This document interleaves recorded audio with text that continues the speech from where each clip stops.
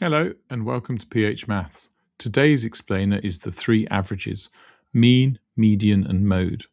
They answer different questions, give different answers, and choosing the right one is half the mark. By the end of this, you'll know which to use when.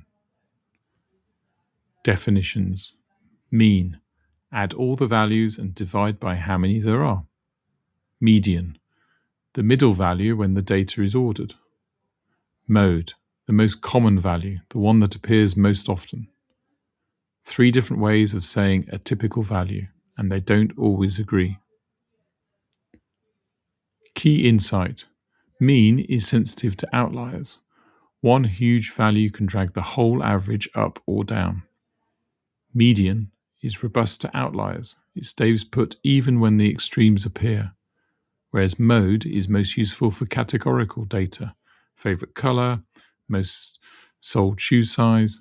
Pick the average that matches the kind of data and the kind of question. Common slip, forgetting to order the data before taking the median.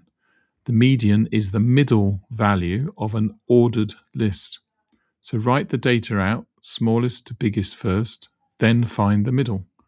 Without ordering, you'll get the middle of the original list, which isn't what the median is. Quick example. So the data 1, 2, 2, 3, 100. For the mean, you add and divide. So 1 plus 2 plus 2 plus 3 plus 100 equals 108. Divided by 5 gives 21.6.